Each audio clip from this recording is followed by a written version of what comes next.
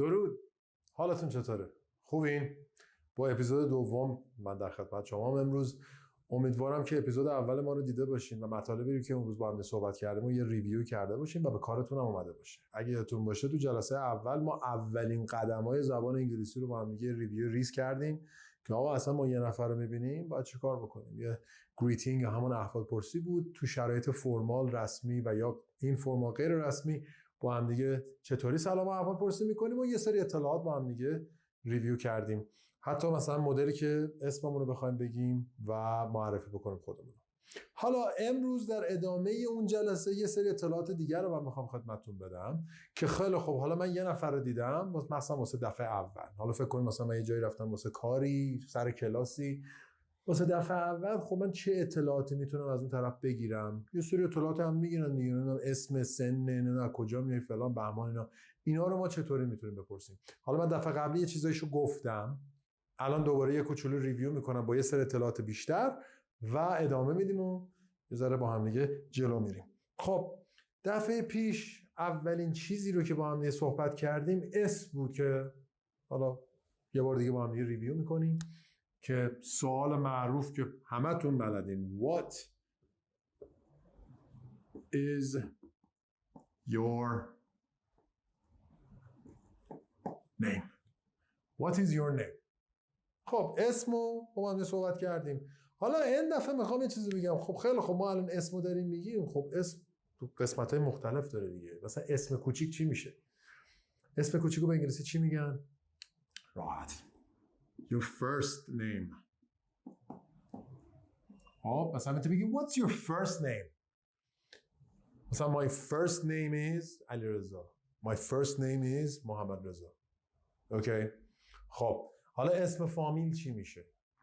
راحت میشه last name. What's your last name? البته بگم معمولا توی فرما، مثلا توی پروفایل ها، مثلا الان برید تو لینکدین یه ذره بخوام فرمال‌تر صحبت بکنن یه کلمه دیگه هم استفاده میکنن با این اسپله surname. اینم تلفظش surname یا همون last name میشه اسم فامیلتون. حالا یه چیز دیگه که ممکنه تو فیلم‌ها، تو فرمای مثلا چه می‌دونم چیزای آنلاینی که مال مثلا غربی‌ها هست، یه چیز دیگه هم ببینین که بهش میگن the middle name. middle name. اسم میانی. خب این اسم میانی چیه؟ یه سری هم میگن خب این اسم میانی ما هم داریم دیگه، مثلا همین اسم خود من علیرضا یا چه می‌دونم محمد رضا، محمد تقی، اینا مثلا محمد تقی، علی رضا، اینا نه، این نیست. ما تو فارسی علیرضا یه با همه، محمد رضا با همه. خب ولی یه چیزی هست که انگلیسی‌ها دارن و حالا یه سری از آمریکایی‌ها که اسمشون معمولاً اصیل‌های مثلا از اونجا باشن، اسمشون سه تیکه است، سه تا پارته. یه فرست نیم دارن، یه لاست نیم دارن، یه میدل نیم دارن. بذار یه مثال خیلی معروف بهتون بدم. همین آقای دیوید بکام که حالا به قول خودشون دیوید بکام خیلی معروفه، همه میشناسن، همه به دیوید بکام میشناسن. ولی میدونین اسم کاملش چیه؟ اگر اشتباه نکنم دیوید چارلی بکام. این چارلی اسم میانیشه یا همون میدل نیمشه که معمولا آدما وقتی میخوان با هم دیگه اسم عادیو بگن و اینا دیگه اسم مثلا میدل نیم رو نمیگن. حالا بعضیا با فرست نیمشون بیشتر حال میکنن و فرست نیم رو میگن و با لاست نیم. بعضیا نه، میدل نیم رو بیشتر دوست دارن، میدل نیم رو میگن و لاست نیم. ولی شما وقتی یه جا بخواید یه اسم کاملتون رو بگین یا تو فرم، باید هم میدل نیم هم فرست نیمتون رو بذارین. حالا اصلا همین که الان گفتم اسم کاملتون چی میشه؟ بله که توی فرما دوباره ممکنه ببینین میشه full name. What is your full name؟ که اسم کاملتون رو میگین. حالا یه چیز دیگه هم هست که جالبه بدونین که یه مقدار ممکنه توی مکالمه‌های روزمره‌تر دوستانه‌تر بپرسن. آقا یه سری اسم مستعار دارن. خب این مثلا چه میدونم ابی دست قشنگه، اصلا مثلا به من نمیگن، به من ابی، نمیدونم فلان بهمان. اسم مستعار. اسم مستعار به انگلیسی چی میشه؟ بله nickname. What is your nickname؟ یا بعض وقتا مثلا میخوام یا آقا داری اسم مستعار، do you have a nickname؟ که اگه داشته باشین مثلا میگین، اگه نمیگین نه. No I don't مثلا. خب اینها مدل های مختلف اسم که میتونیم بپرسیم. خب سوال بعدی که معمولا تو اینجور مواقع از آدما میپرسن چیه؟ خب یکی از سوالا سنه. سوال خیلی معروفی که همتون مطمئنم اکثرتون شنیدین. How old are you؟ خب این خیلی راحته ولی با هم یه ریویو بکنیم. ببین چون اکثر آدما میگن How old are you؟ 20 16 25. خب قشنگ نیست. میدونی مثلا شما توی جای رسمی مثلا توی مصاحبه کاری 20 این قشنگ نیست. جواب کامل، فرمال، خوشگل. جواب کاملش چیه؟ این جواب کامل میخوام بدم که قشنگ باشه. I am 20 years old. I am 20 years old. جواب خوشگل و زیبا و با ادب. اوکی. خب سوال بعدی که ما معمولا میپرسیم چیه؟ آقا معمولا یکی میبینین سوال سوم یا دومتون اصلیت طرف از کجا اومده. خیلی هم راحته.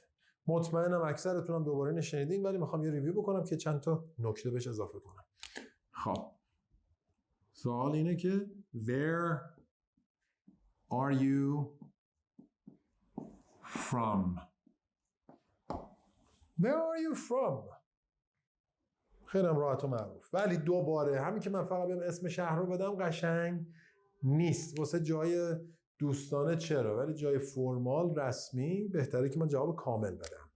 اینم جواب کامل. I am from تهران. I am from تهران. خب یه سوالی که مثلا خود ایرانی ها از هم خیلی می‌پرسن آقا من اوکی ساکن تهران هستم، از اهالی تهرانم، ولی آقا اصلیتم یه جای دیگه است، از یه جای دیگه اومدم تهران. اون اصلیت اصلی رو چجوری میگن؟ خیلی راحت. همین سوال من میپرسم یه چیز کوچیک آخرش اضافه میکنم میشه اون اصلیته. خب یعنی Where are you from originally؟ Where are you from originally؟ اون originally هم اصلیت است که مثلا میگه اوکی I am from تهران but where are you from originally؟ I'm from Tabriz originally but now I live in تهران. اوکی. خب این اوریجینالیه یه چیز خیلی زیباست که شما میتونید بپرسید. خب سوال دیگه که میتونیم بپرسیم اینه مثلا تو موقعیتی که ما توی مثلا یه مصاحبه کاری داریم اسم رو باید متوجه بشیم دیگه. مثلا فقط اون تلفظش مهم نیست، طریقه نوشتنش هم مهمه. اصلا طریقه نوشتن هر چیزی نه فقط اسم. آقا مثلا من الان دارم زبان یاد میگیرم دیگه، یه کلمه میگم آقا نمیدونم چجوری می‌نویسن. خب سوالش چیه؟ با هم دیگه همون دفعه کار کردیم ولی بیایم بازم یه ریویو بکنیم که How do you spell فلان؟ How do you spell؟ مثلا میگم what's your first name؟ مثلا my name is علیرضا. خب okay really so how do you spell your first name؟ حالا اسپلش میکنم. مثلا it is spelled. حالا جواب کامل خوشگلش هم که بهتون گفتم جواب کامل بخوام بدم میتونم با این شروع کنم که it is spelled میرم تا ته. مثلا it is spelled A-L-I-R حالا هرچی. خب این مال وقتی که شما با اصطلاح مشکل دارین. حالا مثلا یه کلمه تو انگلیسیه آقا من مشکل دارم مثلا چه میدونم water. حالا من water رو چجوری اسپل میکنم؟ How do you spell water؟ مثلا میگن که it is spelled W-A-T-E-R. اوکی. خب مطلب دیگه که ما میتونیم اینجا درباره‌اش صحبت بکنیم میتونه کار شما باشه. یکی از سوالای خیلی مهم. آقا یکی از چیزایی که ما باید همیشه بدونیم کار چیه؟ حالا سوالای مختلفی واسه این داریم. من حالا سعی میکنم یک دو تاشو بهتون بگم که بتونید ازش استفاده بکنین. یکی از سوالای روزمره عادیش که حالا میپرسن میگن What is your job؟ What is your job؟ ولی سوالای قشنگتر از این هم داریم. سوال قشنگترش اینه What do you do? What do you do? What do you do? ما چی کار میکنی؟ این چی کار میکنی؟ منظورم اینه که الان داری چی کار میکنی؟ منظورم که کلن کارت چیه؟ بیزینست چیه؟ که حالا دیگه ما البته بعدا ما به این برمیگردیم که کلی در آینده درباره اسم شغل صحبت خواهیم کرد، شرایط مختلفشون رو میگیم. ولی الان من میخوام یه مثال بدم، مثلا کار خودم خیلی راحت. What is your job? یا what do you do? I am a teacher.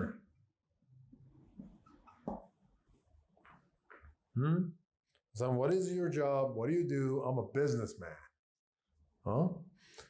خب اینا یک سری از سوالایی بود که ما میتونیم مثلا تو نگاه اول، توی قرار اول، توی اولین مصاحبه از یه نفر بپرسیم، یه سری اطلاعات بگیریم. ممنونم که با من همراه بودید. تو اپیزودهای بعدی با من همراه باشید که یک سری اطلاعات بهتر و جدیدتر رو خدمتتون ارائه بدم.